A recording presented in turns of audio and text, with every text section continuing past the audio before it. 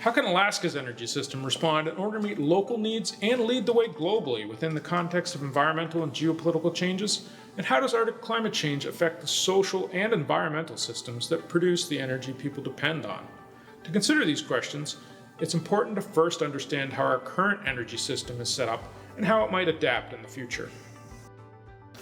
Electricity is distributed throughout Alaska by both larger grid systems and small community-scale systems. The rail belt grid is made up of 5 large microgrids, each operated by a utility.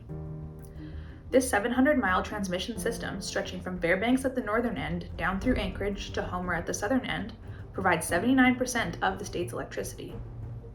More than 150 microgrids generate electricity for individual communities in the more rural areas of the state. These are often operated by cooperatives, municipalities, and tribal governments. While fossil fuels like coal, natural gas, and diesel continue to be heavily relied upon, renewable energy sources around the state are offering new opportunities for Alaska.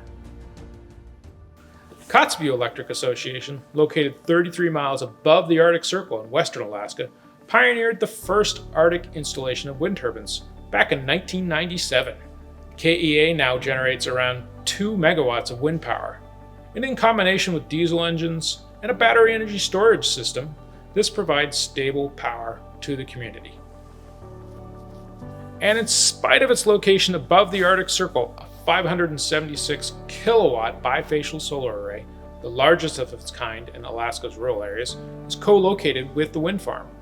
Despite the northern latitudes, solar is a very effective energy source in Alaska, and new arrays are planned in Kotzebue and across the state. There has recently been a significant increase in federal funding and attention surrounding renewables including wind, solar, hydropower, biomass, geothermal, and even advanced nuclear energy in the state.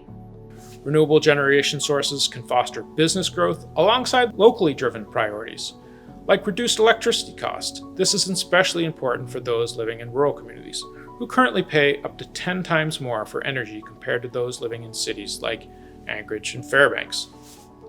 The high cost of energy is a big concern for Alaska Native peoples, who rely on fuel for snow machines, boats, and ATVs for subsistence activities. As extreme weather events impact individual communities or entire regions of the state, harnessing locally available energy resources and modernizing the associated infrastructure can make communities more resilient. A skilled and trained local labor force within those communities and regions can allow communities to respond quickly to maintain and repair infrastructure, as the Arctic is more frequently impacted by extreme weather events. Alaska is poised to be a leader, joining other Arctic nations in adapting their energy systems to the changing global environment.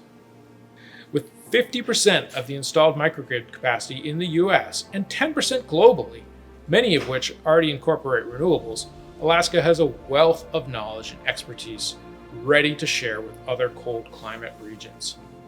As Alaska takes advantage of the many opportunities to adapt renewable energy locally and lead the way globally, it is important that regulatory and logistical support is in place to ensure economies of scale are reached, and that residents across the state are benefiting from reduced generation costs, positive environmental impacts, and knowledge shared with other Arctic regions.